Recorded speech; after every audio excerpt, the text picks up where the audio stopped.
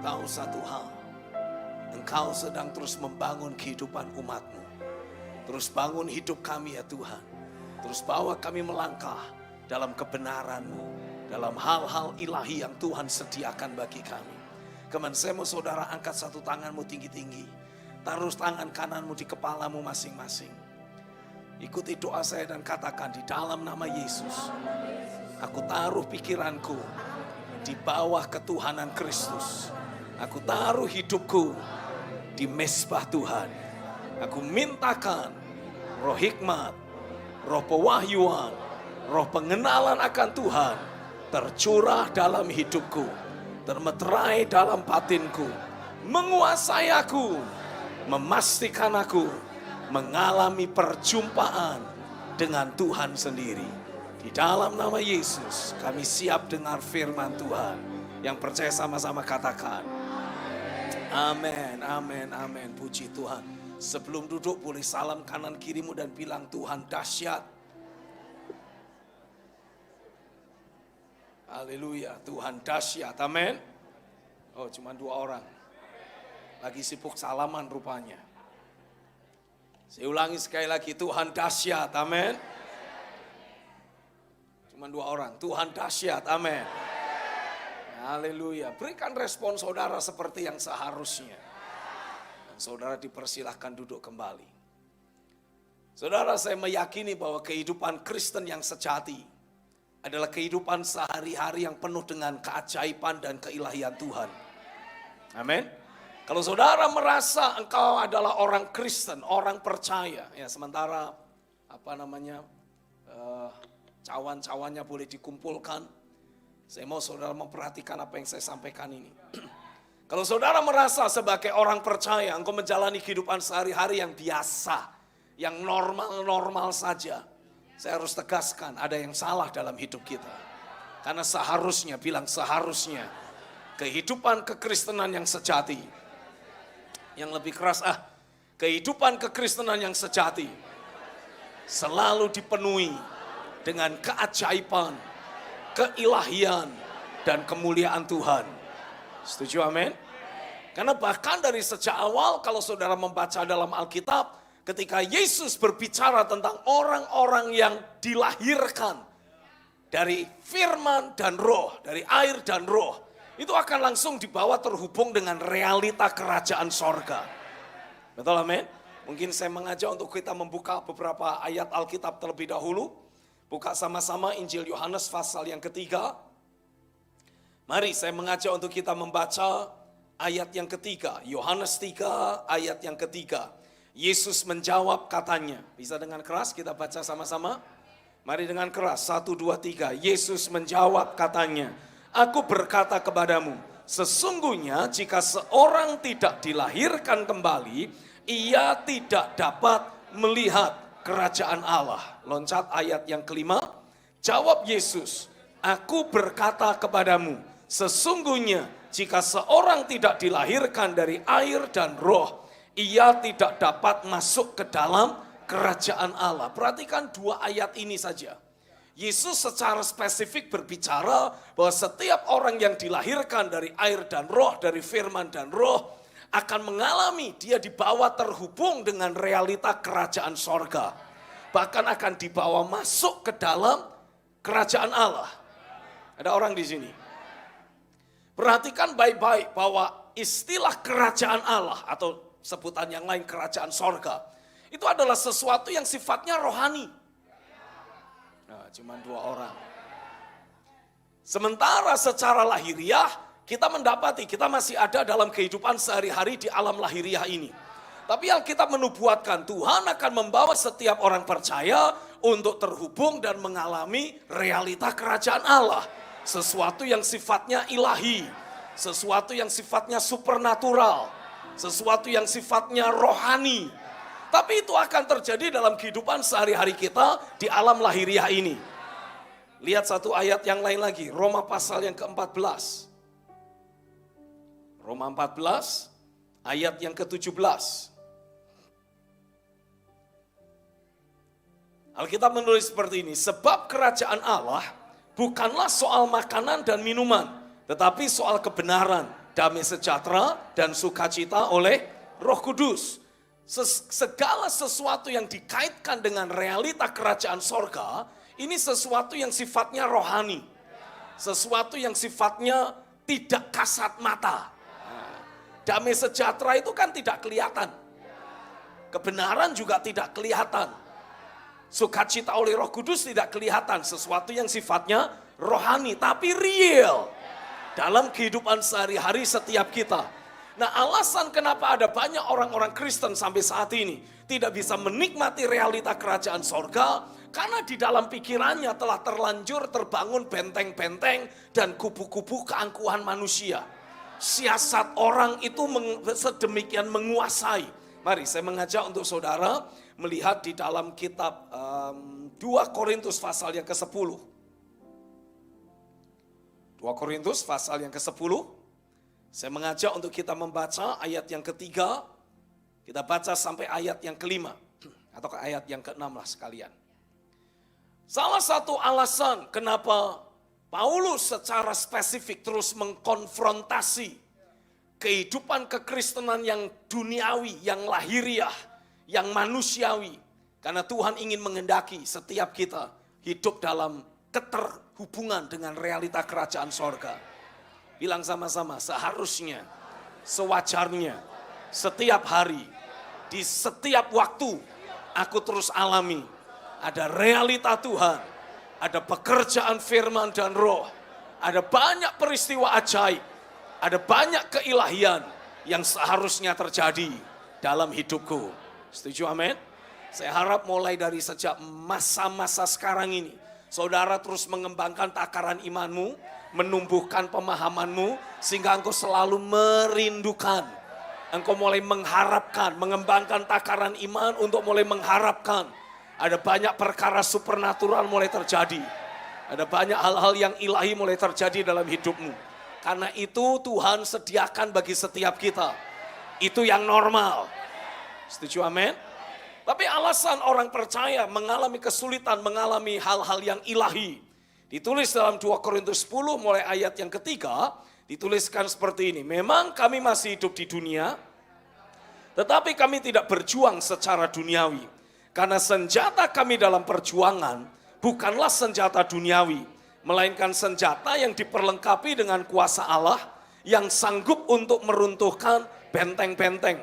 Kami mematahkan setiap siasat orang dan merobohkan setiap kubu yang dibangun oleh keangkuhan manusia untuk menentang pengenalan akan Allah. Kami menawan segala pikiran dan menaklukkannya kepada Kristus. Dan kami siap sedia juga untuk menghukum setiap kedurhakaan bila ketaatan kamu telah menjadi sempurna. Perhatikan ayat yang ayat yang keempat bagian akhir terlebih dahulu. Senjata kami dalam perjuangan adalah senjata yang diperlengkapi dengan kuasa Allah yang sanggup untuk meruntuhkan benteng-benteng. Nah, kata benteng-benteng, ya kalau sudah baca dalam Alkitab berbahasa Yunani, itu ditulis dengan kata okoromah. Okoromah bahasa Yunaninya, benteng-benteng. Okoromah.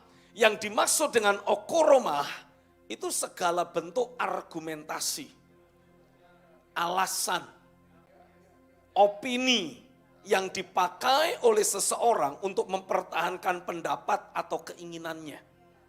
Saya ulangi sekali lagi, kata benteng-benteng ditulis dengan kata Yunani okoromah yang punya arti argumentasi, segala bentuk argumentasi, alasan, ataupun opini yang dipakai seseorang untuk mempertahankan pendapat dan keinginannya.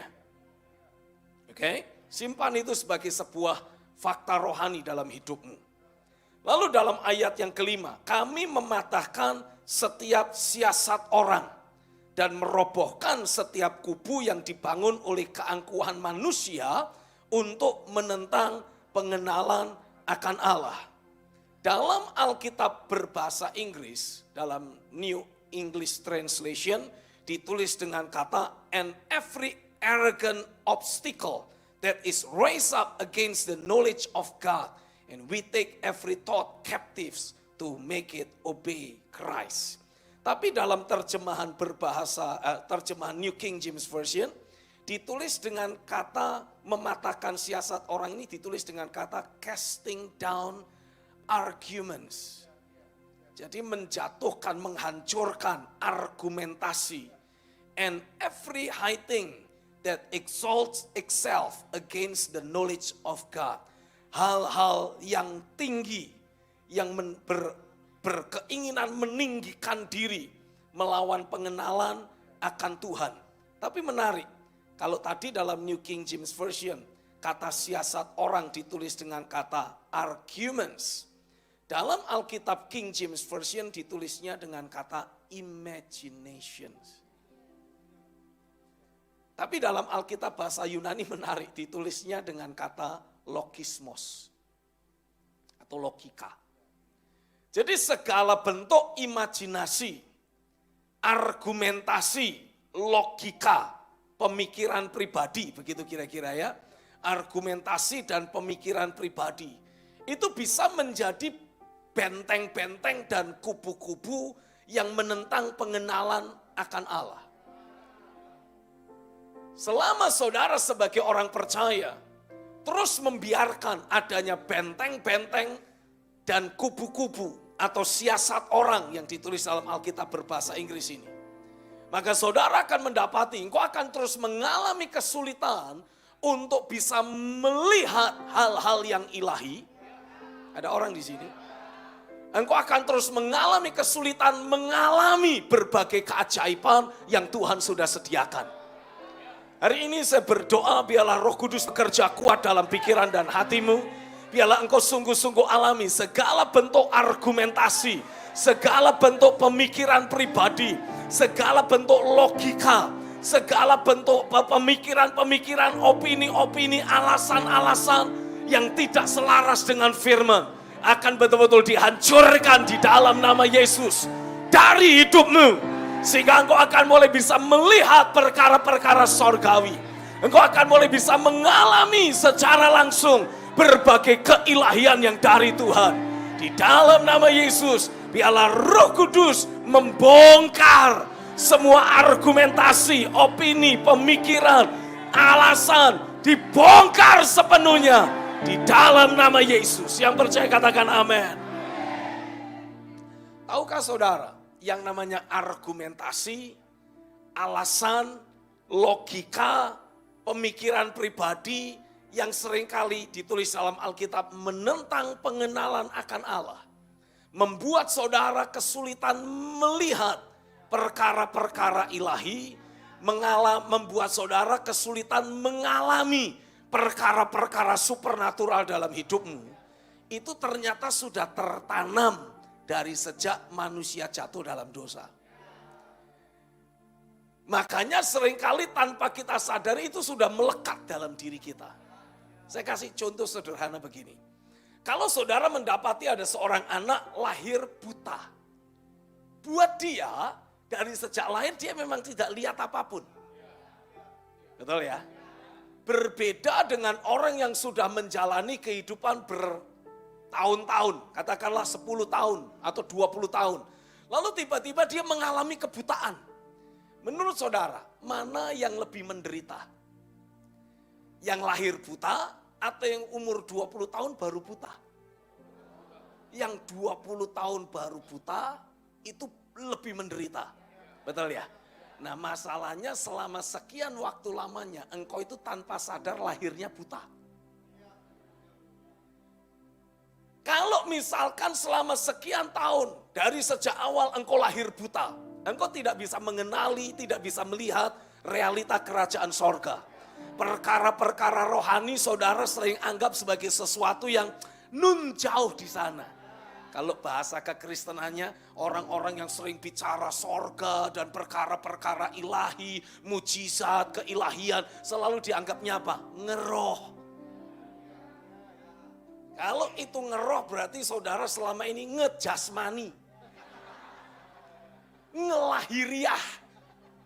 Karena saudara tidak pernah bisa melihat apa yang Tuhan sediakan di dalam rohnya, di dalam roh kudusnya.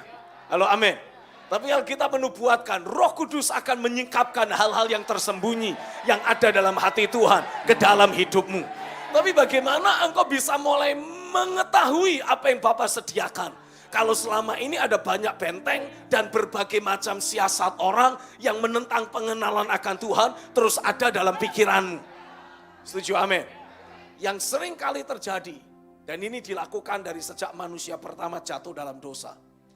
Begitu manusia jatuh dalam dosa, manusia kehilangan citra Allah, kehilangan keterhubungan dengan Tuhan. Istilahnya kata dosa ditulis dengan kata hamartia, luput dari sasaran. Artinya hidup di bawah standar. Di bawah standar yang Tuhan tetapkan. Ada orang di sini. Nah, ketika manusia jatuh di dalam dosa, mungkin saudara boleh duduk, lihat dulu. Batasi kitab 2 Korintus karena nanti kita akan gali secara lebih mendalam. Tapi saya mengajak saudara melihat kitab Kejadian pasal 3 terlebih dahulu. Dalam kitab Kejadian pasal yang ketiga, saya mengajak kita melihat ayat yang ke-6 sampai ayat yang ke-12. Ketemu semua ya? Oke, mari kita baca sama-sama. Perempuan itu melihat bahwa buah pohon itu baik untuk dimakan dan sedap kelihatannya. Lagi pula pohon itu menarik hati karena memberi pengertian. Lalu ia mengambil dari buahnya dan dimakannya. Dan diberikannya juga kepada suaminya yang bersama-sama dengan dia. Dan suaminya pun memakannya. Perhatikan, maka terbukalah mata mereka berdua dan mereka tahu bahwa mereka telanjang. Lalu mereka menyemat daun pohon ara dan membuat cawat. Ketika mereka mendengar bunyi langkah Tuhan Allah yang berjalan-jalan dalam taman itu pada waktu hari sejuk, bersembunyilah manusia dan istrinya itu terhadap Tuhan Allah di antara pohon-pohonan dalam taman. Lalu tetapi Tuhan Allah memanggil manusia itu dan berfirman kepadanya, "Di manakah engkau?" Ia menjawab, "Ketika aku mendengar bahwa engkau ada dalam taman ini, aku menjadi takut karena aku telanjang. Sebab itu aku bersembunyi." Firman-Nya, "Siapakah yang memberitahukan kepadamu bahwa engkau telanjang? Apakah engkau makan dari buah pohon yang kularang engkau makan itu?" Manusia itu menjawab, "Perempuan yang kau tempatkan di sisiku, dialah yang memberi dari buah pohon itu kepadaku, maka ku makan." Perhatikan apa yang terjadi. Ketika manusia jatuh dalam dosa, memakan buah pengetahuan baik dan jahat yang dilarang oleh Tuhan. Alkitab menuliskan manusia terbuka matanya, mata lahiriahnya, mata rohaninya jadi terbuka untuk mendapati, ternyata aku telanjang. Kata telanjang ditulis dari kata Ibrani yang punya arti menjadi licik. Jadi manusia mengalami degradasi, turun dari standar yang Tuhan tetapkan. Ada orang di sini. Manusia mulai hidup di bawah standar, terputus dari realita Tuhan. Saudara ngikutin saya? Apa yang menjadi respon manusia ketika Tuhan mencari manusia karena sudah turun dari derajat yang ditetapkan Tuhan? Alkitab menuliskan manusia mencari alternatif lain untuk menutupi ketelanjangannya. Selama ini kemuliaan Tuhanlah yang menutupi ketelanjangannya. Jadi kemudian manusia mencari daun pohon ara untuk dijadikan sebagai penutup tubuh. Manusia berusaha mencari hal-hal lahiriah untuk menutupi kekosongan hidupnya. Ingat awal mulanya apa? Kemuliaan Tuhan yang menutupi dia. Ada orang di sini. Manusia tidak telanjang karena ditutupi kemuliaan Tuhan. Ketika kemuliaan itu pergi, manusia melihat, lah aku telanjang. Jadi hal pertama yang manusia biasa lakukan ketika kehilangan apa yang Tuhan berikan, mencari pengganti yang lahiriah. Untuk menutupi ketelanjangannya, menutupi kekurangannya. Itu yang pertama. Yang kedua, manusia sengaja menjauh dari Tuhan. Di sini kita baca ketika Tuhan memanggil manusia Mencari di mana manusia berada. Alkitab menuliskan di sana manusia itu bersembunyi dari hadapan Tuhan. Jadi ketika manusia kehilangan apa yang Tuhan sediakan, manusia cenderung menjauh, bersembunyi, menyembunyikan kekurangannya, menyembunyikan dirinya. Dan yang menarik, yang ketiga, manusia cenderung menyalahkan yang lain. Perempuan yang kau tempatkan inilah, kan Tuhan tanya pada Adam. Dalam ayat yang ke-11, siapakah yang memberitahukan kepadamu bahwa engkau telanjang? Apakah engkau makan dari buah pohon yang kularang engkau makan itu? Harusnya jawabnya apa? Ya atau tidak, kan gitu. Tapi kecenderungan manusia akan cenderung menyalahkan orang lain atas kondisi dan keadaan hidupnya yang turun dari standar yang Tuhan tetapkan.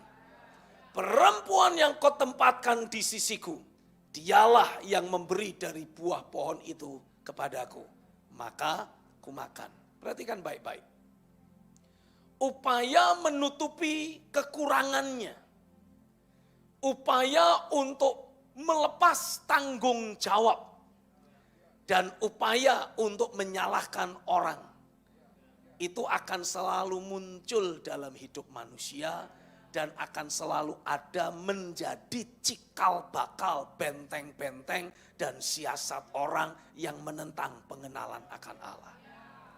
Seandainya manusia ketika ditegur oleh Tuhan, ditanya oleh Tuhan, apakah engkau makan dari buah pohon itu? Ya Tuhan, aku memakannya. Ampuni aku Tuhan. Kondisi akan beda. Kondisi akan berbeda. Nah, saya mau saudara belajar memahami bahwa kondisi manusia yang selalu berupaya menutup-nutupi kekurangan hidupnya, berupaya untuk melempar tanggung jawab dan menyembunyikan apa yang masih kurang dalam hidupnya di hadapan hadirat Tuhan, itu akan terus mengikuti kehidupan sehari-hari kita, bahkan setelah kita jadi orang Kristen, kalau itu tidak dibongkar dengan kuasa firman. Itu sebabnya saya percaya kita membutuhkan kuasa firman untuk mencuci pikiran kita, mencuci hati kita, sehingga kita akan selalu siap untuk meresponi dengan roh pertobatan. Setiap kali ada teguran firman datang, kita nggak ngeles, kita nggak berdalih, kita tidak menyalahkan, tapi kita berkata, ya Tuhan, aku salah, tolong aku untuk hidup dalam firman-Mu. Kalau itu yang kita lakukan, saudara sedang menghancurkan benteng-benteng dan kubu-kubu serta siasat orang yang menentang pengenalan akan Allah. Sehingga hidupmu ditarik oleh Tuhan. Saudara menarik turun dengan roh pertobatan dalam hidupmu. Engkau sedang menarik turun bekerjanya kuasa anugerah yang mengangkat saudara kembali untuk ada dalam posisi dan porsi yang Tuhan tetapkan. Saya berdoa pada pagi ini, biarlah setiap saudara betul-betul alami ada equalization. Firman yang dilepaskan atas hidupmu akan membawa engkau disetarakan, dibawa untuk kembali ada dalam standar yang Tuhan tetapkan. Kembali hidup di dalam hal-hal ilahi, hal-hal supernatural yang memang Tuhan sudah tetapkan, Tuhan sudah sediakan untuk terjadi dalam hidupmu. Aku menghancurkan segala pemikiran manusia, segala argumentasi, segala logika lahiriah, semua pemikiran-pemikiran yang bersumber dari kuasa dosa yang merusak, menghancurkan kehidupan kami. Hari ini aku hancurkan itu semua. Aku gantikan dengan roh yang bertobat. Aku gantikan dengan roh yang sepakat dengan kuasa firman, sepakat dengan perkataan Tuhan, sehingga hidupmu, katakan hidupku, ditarik naik, kembali ada di dalam standar yang Tuhan tetapkan bagi hidupku. Terjadilah di dalam nama Yesus. Yang percaya katakan amin. Berapa banyak dari antara saudara percaya bahwa Tuhan dan kehendaknya itu harus jadi prioritas utama. Yang percaya katakan, angkat tangan coba sama-sama. Oke, kita semua percaya. Nah, saya mau tanya, berapa banyak dari saudara sampai hari ini masih sering mengalami pergumulan keuangan? Angkat tangannya. Masih ada beberapa, oke. Sadarkah saudara? Ya, saudara yang di rumah juga boleh angkat tangan dan bilang saya alami. Tapi saya mau tegaskan buat saudara, seharusnya, bilang seharusnya. Kalau kita sudah mengutamakan realita kerajaan sorga dan kebenarannya, harusnya tidak ada lagi pergumulan keuangan. Pergumulan untuk memenuhi kebutuhan sehari-hari harusnya nggak ada lagi. Duduklah, buka Matius pasal yang ketiga. Matius 6.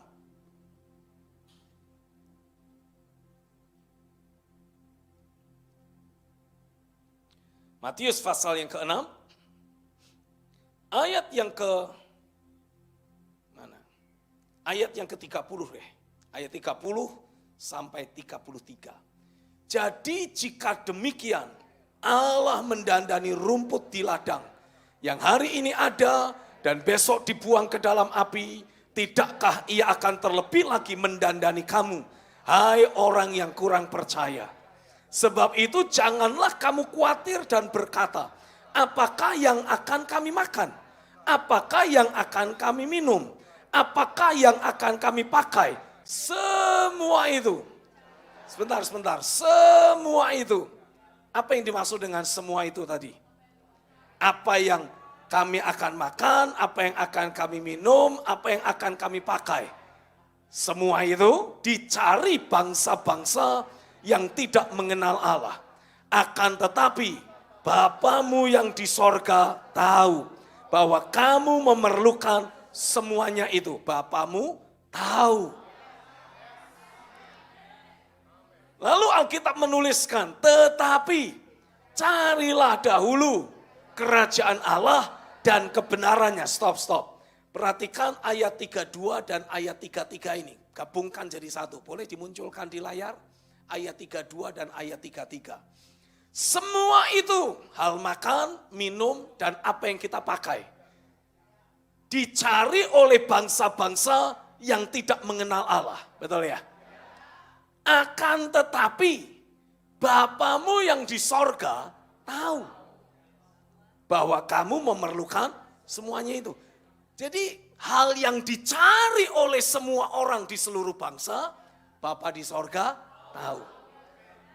Tetapi, jadi terlepas dari engkau membutuhkan makan, minum, dan apa yang kau akan pakai, dan itu dicari oleh bangsa-bangsa lain. Tapi Tuhan memberi penegasan gini, jangan fokus ke sana. Karena Bapamu tahu kalau kamu butuh. Dan kita sama-sama tahu juga, kalau Bapa di sorga akan selalu memberi apa yang kita minta. Mintalah kepadamu akan diberi. Jadi Bapa akan selalu memberi apa yang kita minta. Ayat yang lain menegaskan kalau engkau minta telur tidak mungkin dikasih batu. Kalau engkau minta ikan tidak mungkin dikasih ular. Halo, ada orang di sini. Jadi Bapamu tahu apa yang menjadi kebutuhanmu, apa yang kau minta, dia tahu. Tapi Tuhan berkata begini, Yesus berkata begini, jangan fokus kepada apa yang kau butuhkan. Berfokuslah kepada kerajaan Allah dan kebenarannya. Nanti semuanya itu akan ditambahkan kepadamu. Alasan kenapa masih ada banyak jemaat bermasalah secara finansial. Karena tanpa dia sadari masih ada argumen, masih ada opini, masih ada pemahaman yang tidak selaras dengan firman. Yang disebut dalam kitab 2 Korintus sebagai kubu-kubu benteng-benteng. Siasat orang yang menentang pengenalan akan Allah. Ada orang di sini. Yang sumbernya dari kejatuhan manusia. Yang tanpa sadar masih bercokol dalam pikiran kita. Sehingga walaupun kita tahu ayat firman ini, tapi kita tidak mengalami ayat firman ini. Oh, saya berdoa biarlah apa yang mulai engkau kenal, apa yang engkau baca di firman, apa yang engkau lihat di dalam Alkitab, tidak lagi menjadi sekedar informasi ataupun wacana, tapi betul-betul menjadi realita dalam hidupmu. Saya berdoa mulai dari sejak hari ini, apapun yang kau baca di Alkitab, ini tidak lagi menjadi wacana atau informasi, tapi ini menjadi catatan, pernyataan roh yang menyatakan ini semua akan terjadi dalam hidupmu.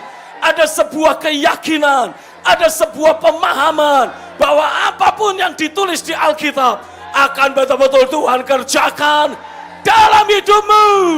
Pekerjaan firman dan roh akan membongkar semua kubu-kubu, benteng-benteng yang menentang pengenalan akan Allah yang ada dalam hidupmu. Semua opini, semua logika lahiriah, semua pemikiran pribadi yang membuat engkau tidak bisa melihat perkara-perkara sorgawi ataupun mengalami janji-janji Tuhan dalam hidupmu. Hari ini aku hancurkan di dalam nama Yesus. Biar Roh Kudus membuka mata hatimu. Roh Kudus mulai membawa engkau terhubung dengan realitas sorga, terhubung dengan perkara-perkara sorgawi, dan semua yang Tuhan janjikan terjadi dalam hidupmu. Terjadilah di dalam nama Yesus. Yang percaya katakan.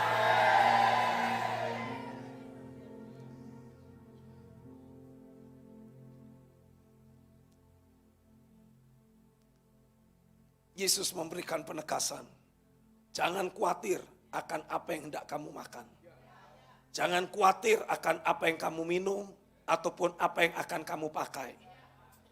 Karena Bapamu di surga tahu engkau membutuhkan semuanya itu. Dia sudah menyediakannya bagimu. Lalu Tuhan bilang apa? Jangan fokus ke sana. Kenapa kita masih sering terfokus ke sana? Sehingga kita jadi khawatir. Tahukah saudara, kalau engkau khawatir artinya fokus hidupmu keliru. Engkau yang masih khawatir tentang nanti kuliahku bagaimana, biaya kuliahnya bagaimana, itu menunjukkan fokus hidupmu keliru. Oh, come on. Saudara sebagai kepala keluarga, engkau berpikir nanti gimana aku mencukupi kebutuhan anakku, istriku. Selama saudara masih berfokus kepada hal-hal itu, ini menunjukkan kalau masih adanya benteng-benteng dan kubu-kubu yang menentang pengenalan akan Tuhan dalam hidupmu. Inilah yang menghalangi saudara untuk bisa melihat, katakan, benteng-benteng, siasat orang yang masih ada dalam pikiranku adalah alasan utama yang menghalangi mataku untuk melihat perkara-perkara sorgawi ataulah mengalami apa yang Tuhan janjikan. Pahami bahwa itu semua harus dibongkar. Selama masih ada benteng dan kubu dalam pikiranmu, dalam hidupmu, engkau tidak akan bisa melihat realitas sorga. Engkau tidak akan pernah mengalami. Melihat aja enggak, apalagi mengalami. Kita akan terus menjalani kehidupan sehari-hari yang penuh pergumulan, penuh kesulitan. Karenanya saya mau tegaskan buat saudara, saya tidak lagi mengkhotbahkan khotbah Injil, Injil kemakmuran. No. Tapi saya ingin memberitahukan kepada saudara apa yang menjadi hak warismu. Sebagai umat Tuhan, sebagai anak Tuhan, adalah tidak normal kalau saudara masih terus bergumul dalam kehidupan sehari-hari. Karena artinya saudara tidak memiliki kunci untuk membuka gudang persediaan Tuhan. Ada orang di sini. Tuhan menyediakan banyak hal ilahi dalam hidupmu. Tuhan menyediakan kecukupan bagimu. Tidak pada tempatnya kita terus khawatir kekurangan uang ataupun khawatir tidak bisa menikmati kehidupan yang baik. Karena Bapamu di sorga sudah menyediakan semuanya bagimu. Hari ini saya mau deklarasikan roh kemiskinan, roh kegagalan yang selama ini menghambat, menghalangi engkau untuk membuat realitas sorga nyata dalam hidupmu. Aku hancurkan dari hidupmu, aku patahkan dari dirimu, aku pastikan engkau dimerdekakan, dari segala benteng-benteng, kubu-kubu yang membuat engkau tidak menikmati apa yang Tuhan sediakan. Terjadilah terobosan, terjadilah kemenangan, terjadilah kelepasan. Di dalam nama Yesus, terus terjadi pekerjaan roh, terus terjadi pekerjaan firman. Orala kata shikrata maka. Orala keramda mayarala kerata maka. Ku hidup dalam iman yang menaklukkan kerajaan, menjadikanku perkasa dalam peperangan. Firman yang memberiku kehidupan, kuasa penciptaan. Sekali lagi katakan, ku hidup dalam iman yang menaklukkan kerajaan, menjadikanku perkasa dalam peperangan. Ku hidup dalam firman, kuasa penciptaan ada padaku. Kuasa penciptaan Dia beri, kuasa penciptaan Dia beri, kuasa penciptaan ada padaku.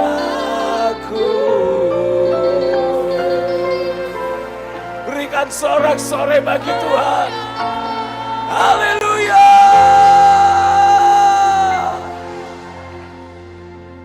Haleluya, haleluya. Saya percaya bahkan ketika kita mulai bicara tentang iman, iman yang memindahkan gunung, iman yang menaklukkan dunia, saudara harus pastikan tidak ada lagi benteng-benteng, kubu-kubu dan siasat orang yang menentang pengenalan akan Allah. Saudara harus kondisikan pikiranmu sedemikian rupa, selaras dengan firman. Setuju, amin? Saya yakin apa yang Pak Victor bagikan minggu lalu, itu bisa menjadi sebuah kunci dalam dirimu. Ketika Alkitab menuliskan, senjata yang kami pergunakan adalah senjata rohani. Oh, come on. Memiliki ada kuasa Allah di sana. Ini berbicara tentang perkataan yang tidak diajarkan oleh manusia. Diajarkan oleh Roh Kudus sendiri. Disampaikan oleh pemimpin atau bapa rohani. Inilah yang akan membuat saudara terhubung dengan realitas sorga. Perkatakan berkali-kali apa yang engkau terima sebagai kata-kata yang diajarkan oleh Roh. Karena itu akan betul-betul menghancurkan semua benteng dan kubu-kubu dalam hidupmu. Memastikan engkau terhubung dengan realitas sorga. Tuhan secara pribadi datang dalam hidup Samuel. Ada orang di sini. Tuhan panggil, Samuel dengar. Tapi pemahaman Samuel tetap berkata, ini Imam Eli. Menujunya kemana? Hal yang lahiriah. Itu kecenderungan manusia. Kapan Samuel bisa terhubung dengan realita Tuhan? Tuhan mulai berfirman kepadanya. Ketika Samuel ikuti apa yang dikatakan Imam Eli. Oh, come on. Ketika kata-kata yang diajarkan oleh Roh, engkau terima dalam hidupmu, pakai itu untuk engkau berkata-kata kepada Tuhan. Pakai itu untuk engkau menghancurkan semua benteng dan kubu kemanusiawian dalam hidupmu. Pakai itu untuk membawa engkau mengalami realita Tuhan dalam hidupmu. Oh, come on. Ini bukan mantra. Ini bukan kata-kata sakti.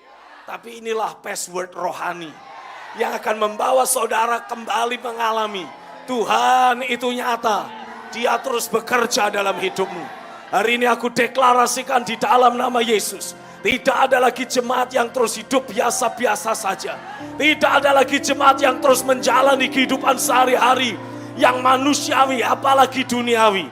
Tapi aku berdoa engkau dibawa hidup dalam keilahiannya. Engkau dibawa terhubung dengan realitas sorga. Semua engkau mengalami, pikiranmu dibuat jadi supernatural. Pikiranmu jadi semakin terbuka untuk percaya, untuk mengharapkan, untuk merindukan hal-hal ilahi. Perkara-perkara supernatural, keajaiban sorga nyata dalam kehidupan sehari-harimu. Di dalam nama Yesus, aku melawan, aku menentang semua benteng-benteng, kubu-kubu, dan siasat orang yang menentang pengenalan akan Tuhan. Aku hancurkan dari hidup jemaat, dan biarlah pikiran Kristus mulai memenuhi hidupmu. Perkara-perkara sorgawi mulai terjadi dalam hidupmu. Di dalam nama Yesus. Haleluya. Haleluya. Siapkah saudara untuk dibawa masuk hidup dalam dunianya Tuhan? Dan setiap hari, katakan setiap hari, selalu mengalami berbagai keajaiban dan perkara-perkara ilahi. Oh, siapkan diri saudara, siapkan hidup saudara. Karena itulah yang Tuhan akan lakukan. Itulah yang Dia akan bawa untuk terjadi dalam hidupmu.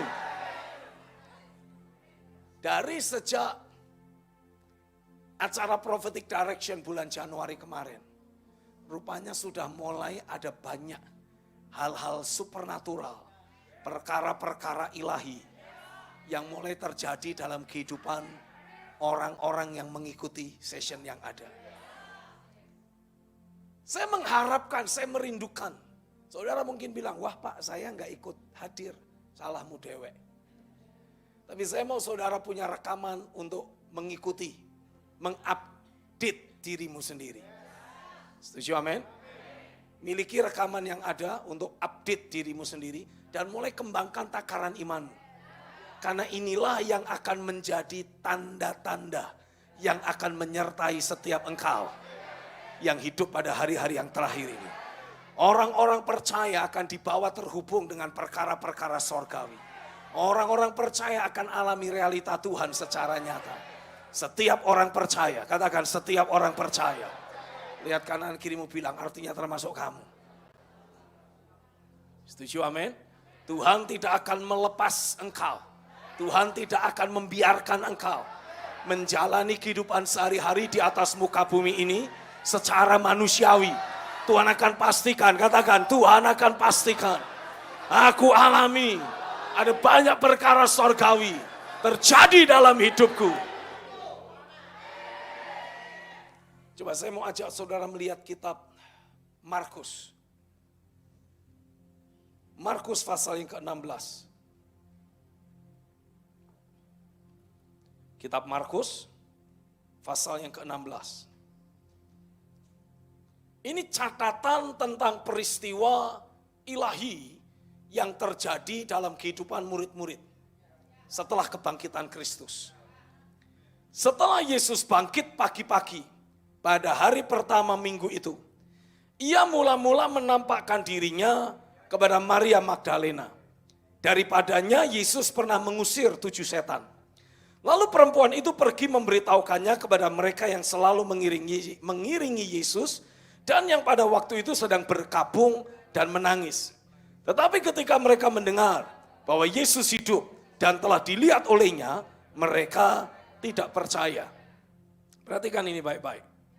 Saya meyakini sesuatu yang ilahi sedang terus Tuhan kerjakan di tengah orang percaya.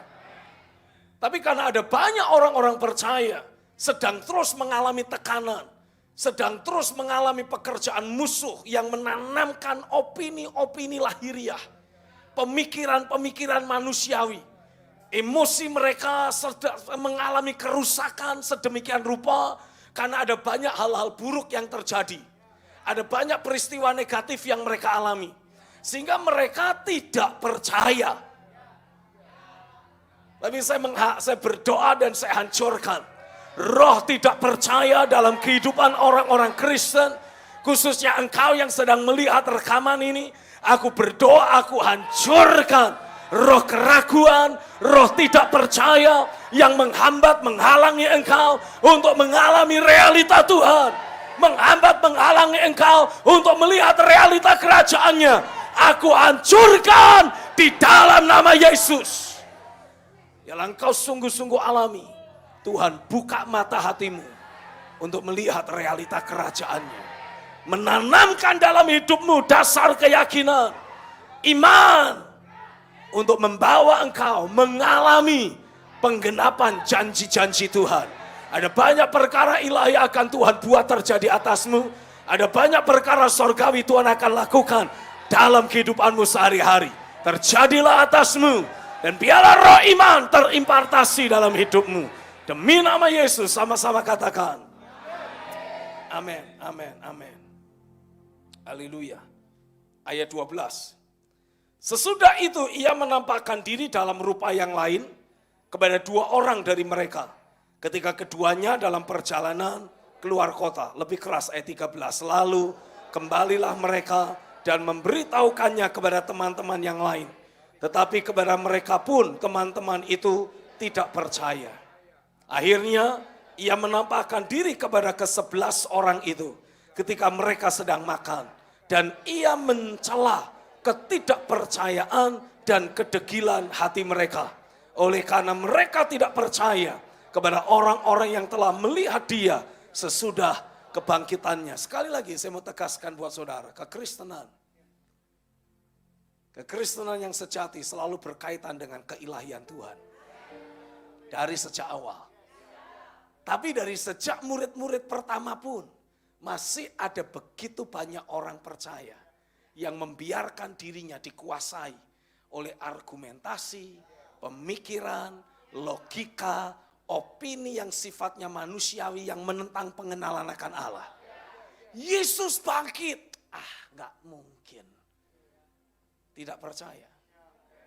Yesus sudah berjalan bersama kami. Menjelaskan dari kitab Taurat dan nubuatan para nabi. Tidak mungkin. Tidak percaya. Ada banyak orang yang sulit untuk meyakini. Sulit untuk percaya. Bahwa kehidupan sehari-harinya akan terus dikuasai, diselimuti, dihiasi oleh berbagai perkara supernatural. Kenapa sulit percaya? Karena selama ini kehidupannya penuh dengan duka. Kehidupannya penuh dengan pergumulan. Kehidupannya penuh dengan berbagai macam tekanan. Tapi saya berdoa mulai hari ini.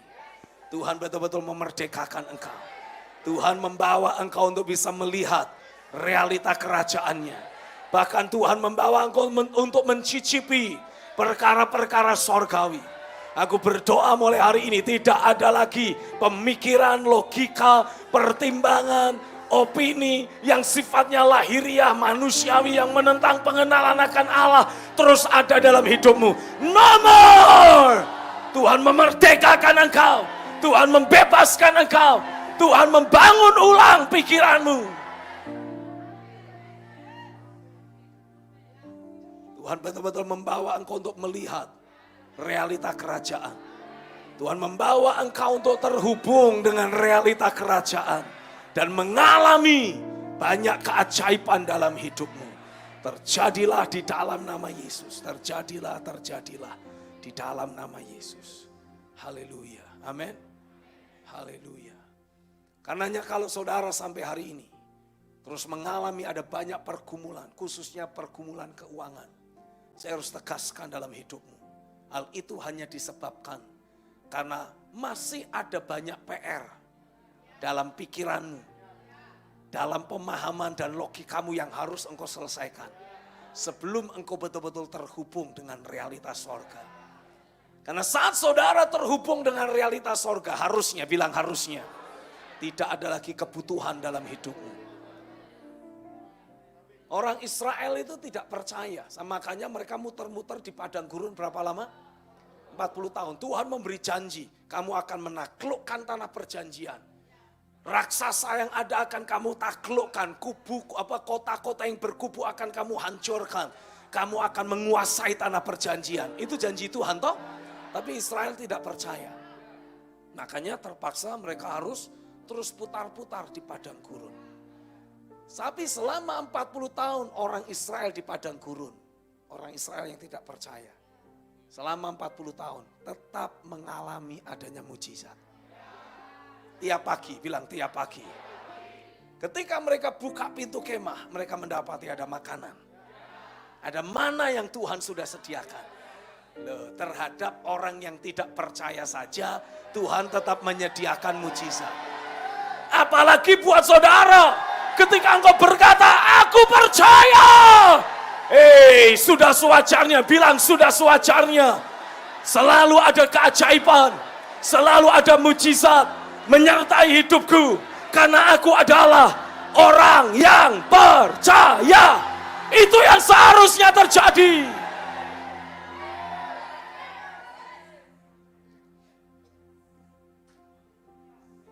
Ketika Daud terus bertumbuh dalam pengenalan akan Tuhan, Daud membuat pernyataan, Tuhan adalah gembalaku. Kalimat selanjutnya apa? Takkan kekurangan aku. Kalau engkau masih kekurangan, pertanyaannya, siapa yang menggembalakan engkau?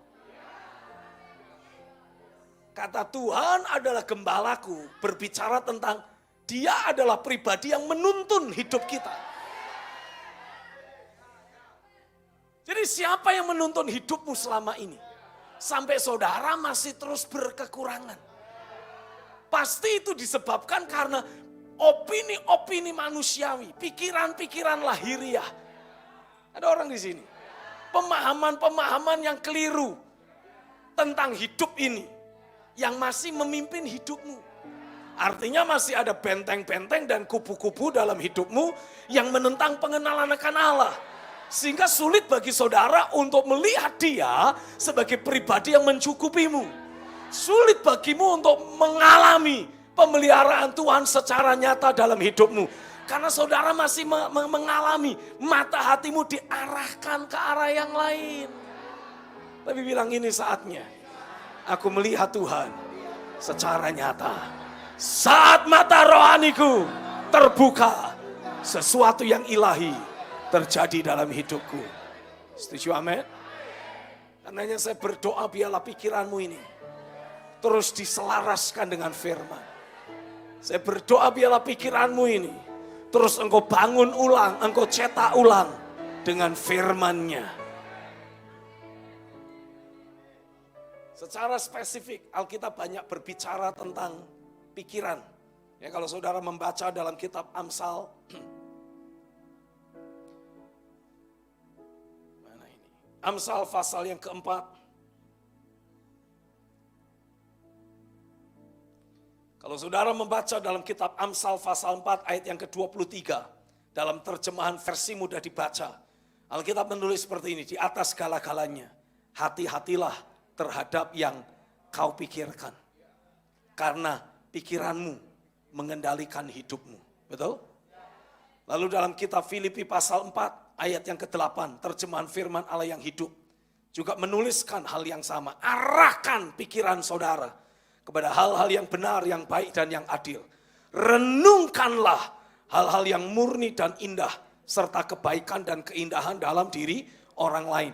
Ingatlah akan hal-hal yang menyebabkan saudara memuji Allah dan bersukacita. Ini semua berbicara tentang pikiran. Lalu dalam Roma 8 ayat yang ke-5, Alkitab menuliskan mereka yang hidup menurut daging, memikirkan hal-hal yang dari daging. Mereka yang hidup menurut roh, memikirkan hal-hal yang dari roh. Lalu dalam ayat yang ke-6, khususnya terjemahan versi mudah dibaca, ditulis seperti ini. Jika pikiran orang dikuasai oleh keinginan duniawi, akibatnya adalah kematian rohani. Dan jika pikiran orang dikuasai oleh roh, hasilnya adalah hidup dan damai sejahtera. Jadi sudah seharusnya, bilang seharusnya, aku mengkondisikan pikiranku, mendisiplin pikiranku, untuk hanya memikirkan hal-hal yang dari roh. Memastikan aku memikirkan perkara-perkara yang dari atas. Pernyataan roh, penyingkapan firman, pengajaran rohani, itu yang harus menjadi tolok ukur pikiranku. Sehingga ada kehidupan ilahi, ada damai sejahtera ilahi, terus menguasai hati dan pikiranku. Memastikan aku menjalani kehidupan sehari-hariku dalam keilahian Tuhan. Yang percaya katakan amin. Saya menantang semua saudara, ayo pastikan saudara terus melatih pikiranmu ini. Setuju? Kalau saudara memperhatikan lebih lanjut, Markus 16 ini.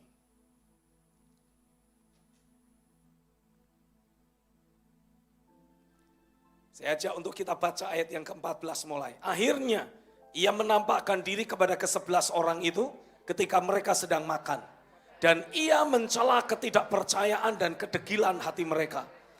Oleh karena mereka tidak percaya kepada orang-orang yang telah melihat dia sesudah kebangkitannya. Perhatikan ayat 15. Setelah Tuhan menegur, menghardik kondisi hati pikiran mereka yang tidak percaya, Tuhan tetap memberi pernyataan apa? Pergilah ke seluruh dunia. Beritakan Injil kepada segala makhluk. Siapa yang percaya dan dibaptis akan diselamatkan. Tapi siapa yang tidak percaya akan dihukum. Tanda-tanda ini akan menyertai orang-orang yang percaya.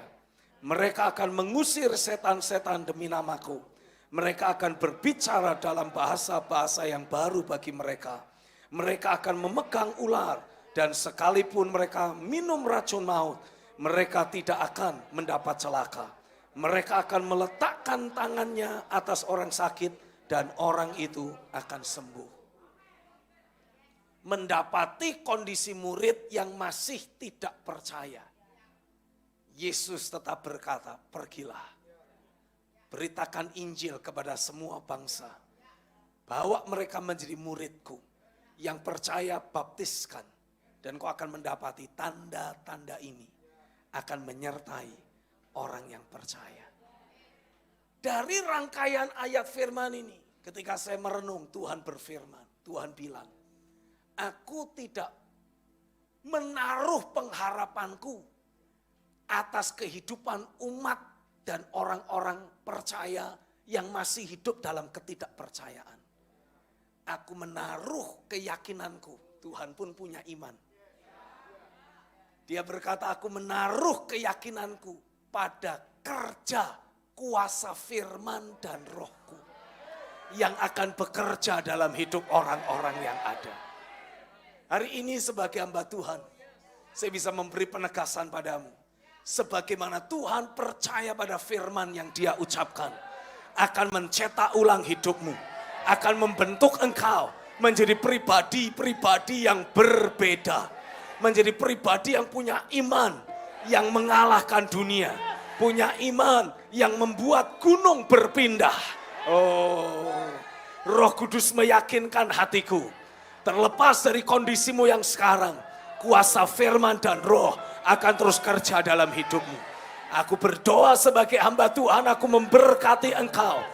Terus dengan pekerjaan firman dan roh yang akan bekerja, yang akan mencetak ulang, yang akan memastikan engkau berjalan sebagai orang-orang yang percaya. Orang-orang yang hidup dalam dimensi iman. Orang-orang yang terhubung dengan realita Tuhan. Dan orang-orang yang akan Tuhan bangun menjadi baitnya yang kudus di atas muka bumi ini. Engkau bukan lagi orang biasa. Katakan, aku bukan jemaat biasa. Aku adalah partner kerja Tuhan di atas muka bumi ini. Pekerjaan firman dan roh yang terjadi dalam hidupku mencetak aku, membentuk aku, mempersiapkan aku menjadi senjata perang Tuhan di atas muka bumi ini.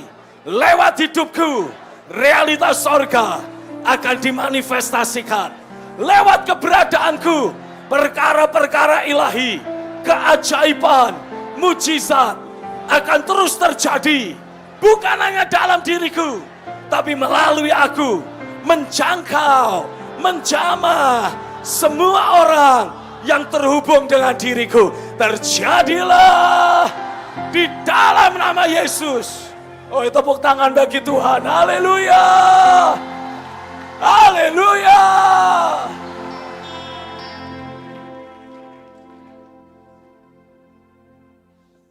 Hari-hari ini semua orang di media sosial sedang memperbincangkan tentang peristiwa revival yang terjadi di Universitas Esburi.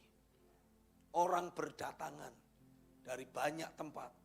Kota kecil, universitasnya juga pakai tanda kutip, tidak terlalu besar, tapi dikunjungi oleh ribuan orang setiap harinya. Sehingga akhirnya presiden universitasnya mengambil keputusan. Ini sudah tidak layak. Jadi kita akan pindahkan acara ini, pindahkan revival ini, pakai tanda kutip, ke tempat yang lebih bagus. Karena orang yang tiap hari datang sudah mulai mengganggu penduduk setempat. Bayangin saudara yang awalnya di kampung, lalu tiba-tiba ada ribuan orang datang bawa mobil, jumlahnya lebih banyak daripada penduduk kota itu. Macet di mana-mana, masalah sosial mulai terjadi. Jadi kemudian mereka hentikan acaranya, mereka bilang kita akan cari tempat yang lebih besar. Sekarang ibadah tidak boleh lagi 24 jam seperti biasanya. Hanya sore hari khusus untuk anak-anak usia 25 tahun ke bawah. Yang lain-lain dari berbagai kota lain, dari bangsa-bangsa lain disarankan ikuti lewat YouTube saja, lewat media sosial. Tapi dari situ saya belajar sesuatu. Orang itu sedang terus haus akan realita Tuhan. Dan saya mengkaji, saya mendapati selama sekian waktu lamanya revival yang terjadi di mana-mana. Itu selalu berpusatkan pada ibadah. Dibikin ibadah berkali-kali, berminggu-minggu, terus nyambung. Ketika saya doakan tentang hal ini, lalu saya tanya, Indonesia gimana Tuhan? Indonesia gimana? Tuhan membuka mata hati saya untuk melihat, Indonesia akan berbeda. Dengar ini, di-trigger lewat satu ibadah, tapi akan berkelanjutan dalam hidup sehari-hari. Lewat apa yang Tuhan sedang kerjakan di tengah kita. Saya tahu, saya percaya Tuhan sedang mempersiapkan saudara. Karena lewat engkau mengalami pikiran dan berbagai macam pemikiran dalam hidupmu diselaraskan dengan firman. Saudara akan jadi mulai bisa melihat realita kerajaan. Dan bukan hanya itu, Roh Kudus akan menuntun saudara untuk mengalami realita kerajaan. Interaksi dengan realita Tuhan akan terjadi sedemikian hebat. Dan kabar baiknya adalah setiap kali saudara alami perjumpaan dengan Tuhan, lawatan yang saudara alami saat engkau doa secara pribadi atau dalam sebuah ibadah, itu bisa disimpan dalam hidupmu. Bilang hidupku, yang keras hidupku. Itu seperti aki atau baterai kering yang bisa menyimpan energi. Tiap kali saudara berinteraksi dengan realita Tuhan, ada energi sorgawi yang dilepaskan. Damai sejahtera itu energi sorga. Sukacita itu energi sorga. Come on. Lawan katanya, kekhawatiran itu energi yang merusak. Yang sumbernya dari neraka. Makanya jangan biarkan kekhawatiran menguasaimu. Tolak itu semua. Pastikan hidupmu diselimuti damai sejahtera ilahi. Kasih itu energi sorga. Sukacita itu energi sorga. Yang ditulis dalam Galatia 5 sebagai buah-buah roh, itu energi sorga. Dan itu bisa saudara serap. Itu bisa saudara simpan dalam hidupmu. Dan kabar baiknya adalah Tuhan akan melakukan lewat diri saudara. Ketika engkau terus membangun persekutuanmu dengan Tuhan, realitas sorga bertambah nyata dalam dirimu. Ketika engkau berinteraksi dengan seseorang, sudah tahu, ada banyak orang yang sedang terluka hidupnya. Ada banyak orang sedang lemah, terluka, hancur hidupnya. Ada orang di sini. Ada banyak orang yang membutuhkan Tuhan, tapi mereka sulit bertemu Tuhan. Sementara saudara tiap hari, tiap waktu, terus berinteraksi dengan Tuhan. Saat saudara bercakap-cakap, berinteraksi dengan orang itu, realita Tuhan dalam dirimu akan mulai menyeruak keluar dan menjamah orang itu. Dia akan begitu saja membuka dirinya minta saudara doakan. Saat saudara doakan, sorga terbuka. Orang itu dijamah, dimerdekakan, dibebaskan, disembuhkan. Alami realita Tuhan. Sama kayak saudara punya gadget. Gadget saudara sudah lowbat. Sementara saudara tidak ada colokan listrik. Tapi saudara punya power bank. Apa yang saudara lakukan? Tinggal colokkan power bank itu, gadgetmu akan hidup lagi. Ada banyak orang di luar sana kayak gadget yang sudah lowbat. Sementara engkau memiliki ada power bank dalam dirimu. Yang harus kau lakukan hanya menghubungkan diri. Atau orang itu terhubung dengan dirimu. Realitas sorga dalam dirimu akan menghidupkan kembali orang itu. menyegarkan batinnya, memulihkan dia, membawa dia kembali memiliki rasa butuh akan Tuhan, memastikan orang itu kembali terhubung dengan realitas sorga. Begitulah caranya revival akan terjadi di Indonesia. Satu orang yang membawa realita Tuhan, berinteraksi dengan beberapa orang, dan beberapa orang itu akan alami zaman Tuhan. Beberapa orang itu akan alami lawatan Tuhan. Dan ini akan menular. Orang-orang di sekitarmu akan kembali merasakan ada rasa butuh Tuhan muncul dalam hidupnya. Hari ini aku deklarasikan, Indonesia sudah ada di depan pintu, ada di penghujung, terjadinya revival besar. Orang akan alami perjumpaan dengan Tuhan dalam hidup sehari-hari. Akan terjadi di pinggir jalan, engkau mendoakan dan orang itu alami jamahan roh. Akan terjadi di tempat-tempat umum, di rumah-rumah, di mall, di pasar. Ketika roh bergerak, engkau mendoakan orang itu, sesuatu yang ilahi pasti terjadi. Orang-orang terhubung dengan realitas sorga. Yang engkau butuhkan, katakan yang aku perlukan saat ini adalah memastikan pikiranku diperbaharui dengan firman-Nya. Terjadilah di dalam nama Yesus. Lihat Markus 16 sekali lagi. Sesudah Tuhan Yesus berbicara demikian kepada mereka, terangkatlah ia ke sorga, lalu duduk di sebelah kanan Allah. Ini adalah posisi otoritas. Oh come on. Dengan adanya posisi berotoritas yang Kristus bawa dalam hidupnya sebagai kepala gereja, dia membawa anggota gereja. Oh come on. Dia membawa anggota tubuhnya untuk juga menikmati bekerjanya manifestasi kekuasaan yang sama. Lihat ayat 20, mereka pun, siapa mereka di sini? Murid-murid yang awalnya tidak percaya. Mereka pun pergilah. Siapa mereka di sini? Ngomong aku. Oh, come on. Okay. Harusnya saudara udah langsung Karena ketika engkau pergi seperti yang Yesus perintahkan, memberitakan Injil ke segala penjuru. Injil adalah kabar baik. Kalau saudara mengalami sesuatu dengan Tuhan, itu adalah kabar baik. Itulah Injil. Kalau engkau ceritakan apa yang kau alami bersama Tuhan kepada orang lain, engkau sedang memberitakan Injil. Oh come on. Dan itu akan membawa saudara mengalami rentetan terobosan. Engkau akan melihat bagaimana Tuhan sendiri menyertai engkau. Mereka pun pergi memberitakan Injil ke segala penjuru dan Tuhan turut bekerja dan meneguhkan firman itu dengan tanda-tanda yang menyertainya.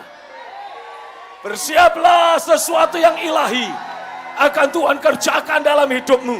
Secara pribadi, katakan secara pribadi, aku alami realitas sorga.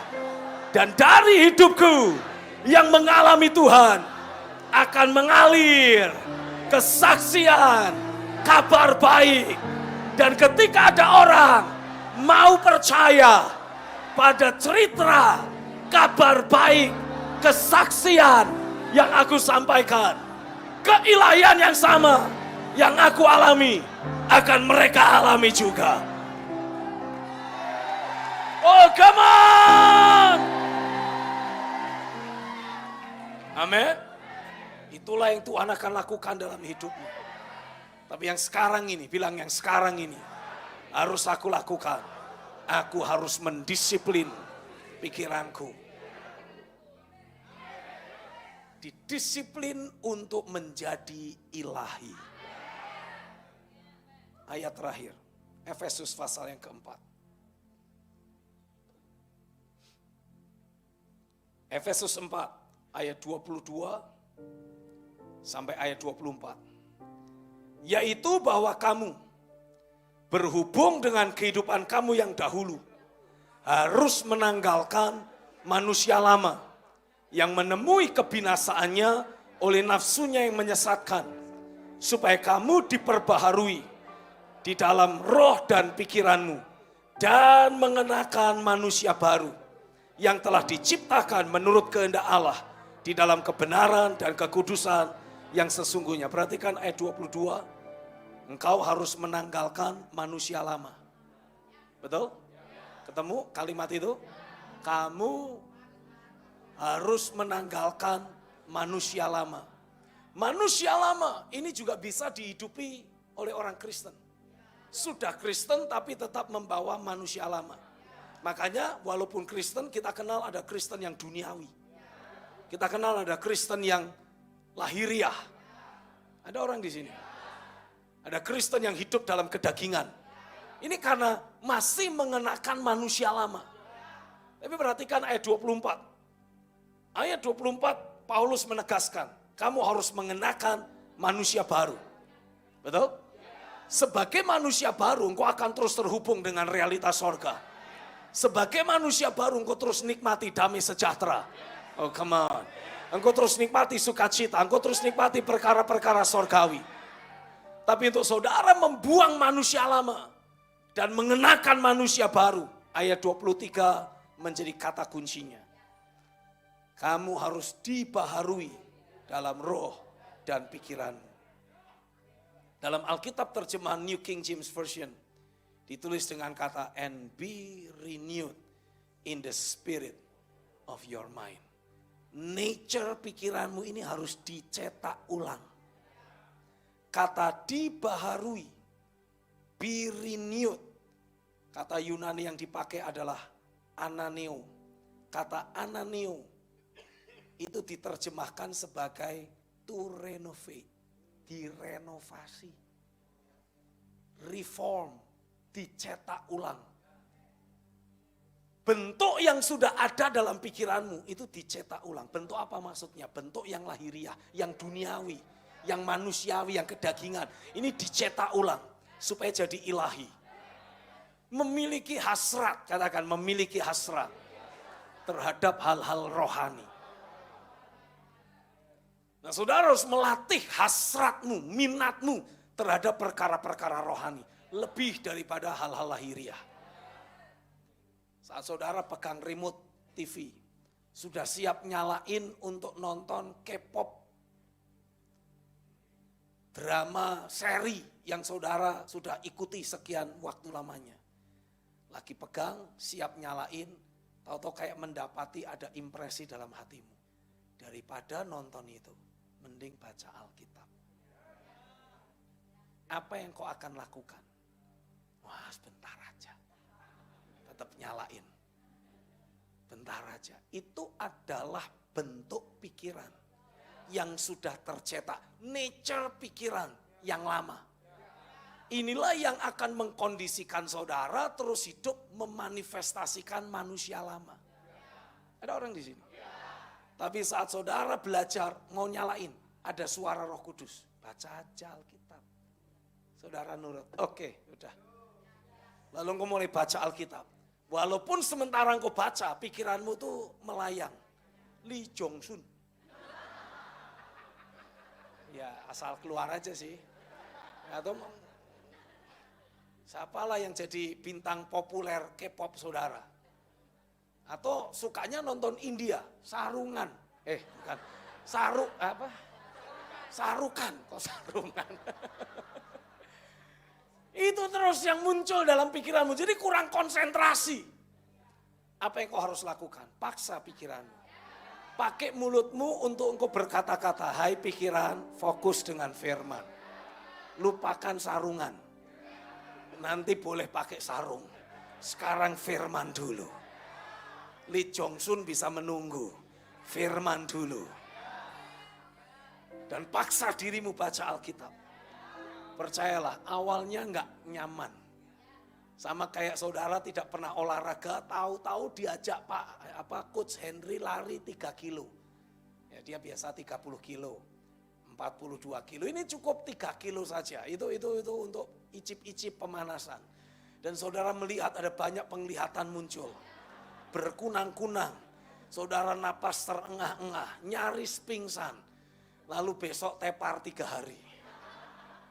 Enggak apa-apa, selesai 3 hari bangun, lari lagi. Itulah yang seharusnya dilakukan. Tidak pernah angkat barbel, sekalinya angkat barbel, latihan 10 menit, besok tangan enggak bisa gerak. Kenapa? Karena ototnya tidak pernah dilatih. Sekarang lagi dipaksa. Nah, apa yang harus kau lakukan? Latihan lagi. Tapi sakit, paksain. Otak juga sama, pikiran juga sama. Tidak biasa firman. Biasanya drama Korea. Jadi ketika saudara baca Alkitab ini kalimat yang kita baca nggak masuk. Karena dalam pikiran ini terus muncul imajinasi Lee Jong Sun tadi. Apa yang harus kau lakukan? Perintahkan imajinasi.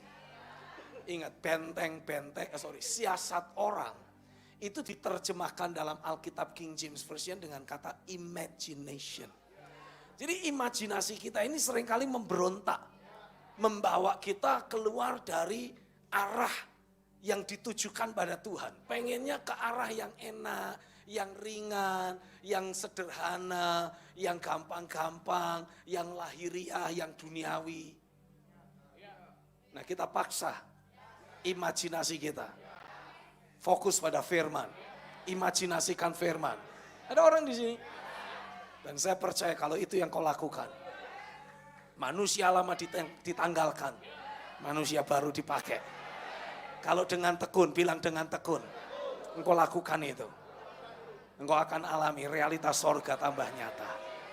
Setuju amin? Dulu tahun berapalah kira-kira? 2000-an sekian. Coach Henry belum suka lari. Itu badannya kurang lebihnya. Itu 1,5-nya yang sekarang. Proses dia kemudian menyusut. Bermetamorfose jadi seperti sekarang. Memang butuh waktu dan upaya. Tapi yang namanya ketekunan tidak pernah mengkhianati hasil. Setuju ya saudara ya? Kalau saudara bertekun, terus mendisiplin pikiranmu dengan firman, saya percaya kita sedang dimunculkan Tuhan menjadi orang-orang kegerakan. Engkau sedang men-setting dirimu seperti aki kering yang terus menyerap energi sorga. Dan ketika engkau berinteraksi dengan orang, itulah yang engkau tularkan. Saya yakin waktunya sudah dekat. Saya percaya engkau menjadi bagian dari apa yang Tuhan akan kerjakan di Indonesia. Pastikan setiap saudara mendisiplin dirimu dan mari kita berpartner dengan Tuhan. Tuhan mencari orang yang mau diajak kerjasama. Mata Tuhan menjelajah seluruh bumi untuk mencari orang yang bersungguh hati. Saya berdoa Tuhan menemukan engkau. Karena dia akan limpahkan kekuatannya kepadamu. Hari ini aku deklarasikan di dalam nama Yesus. Masanya sudah tiba. Sesuatu yang ilahi Tuhan kerjakan. Sesuatu yang ilahi Tuhan mulai. Dan dia sudah memulainya di tempat ini. Dalam hidupmu. Dan hari ini aku deklarasikan, aku meteraikan. Hal-hal sorgawi akan terus terjadi. Revival ada di depan mata. Dan engkau akan ikut serta menjadi pembawa kebangunan rohani itu. Terjadilah di dalam hidupmu. Demi nama Yesus yang percaya sorakan haleluya. Terjadilah atasku. Sorak-sorai bagi Tuhan. Tuhan curahkan roh-Mu atas manusia di bumi.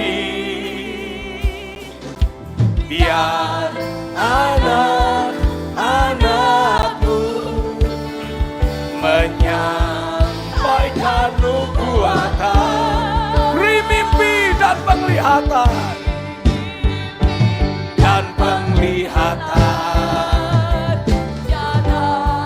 kan isi hatimu.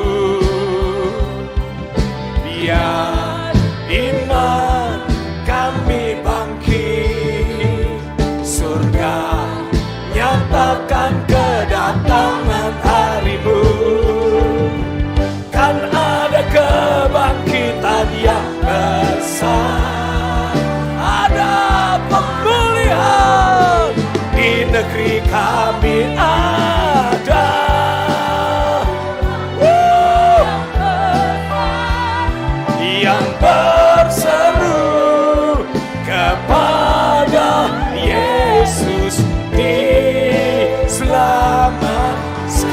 lagi ada kebangkitan, kan ada kebangkitan yang besar, kan ada pemulihan di negeri kami ada. Oh, yang berseru kepada Yesus diselamatkan, yang berseru haleluya, because revival is at hand, sudah sangat dekat. Saya yakin engkau akan menjadi bagian di dalamnya, kita akan menjadi bagian di dalamnya. Saya bisa melihat dengan mata rohani saya, ada orang-orang yang ngobrol, berinteraksi dengan hidupmu. Tetapi sorga yang ada dalam dirimu, ketika mulai menyeruak keluar, akan mulai menjamah hidup mereka. Membawa orang-orang itu ada di lututnya masing-masing dan berseru-seru kepada nama Tuhan. Dan kau menumpangkan tangan atas orang itu satu persatu. Dan kau akan mulai mendapati apa yang kau jamah, apa yang engkau doakan, akan membawa mereka alami sorga. Apa yang kau doakan akan mengalami terobosan. Siapapun yang kau jamah, yang kau doakan, akan mengalami Tuhan. Ialah itu dimulai dari hidupmu. Kau alami ada tangan Tuhan ditumpangkan atas hidupmu, memenuhi batinmu dengan energi sorga. Dan ketika engkau berinteraksi dengan banyak orang, siapa yang kau doakan, siapa yang kau jamah akan dihidupkan oleh Tuhan. Diperbaharui, alami terobosan, alami kemenangan, alami kesembuhan, alami pemulihan. Itulah yang menjadi porsimu, itulah yang menjadi bagian hidupmu. Terjadilah atasmu di dalam nama Yesus. Yang percaya sekali lagi sorak-sorai bagi Tuhan. Haleluya. Haleluya, haleluya. Silakan duduk. Kita akan lihat pengumuman berikut ini.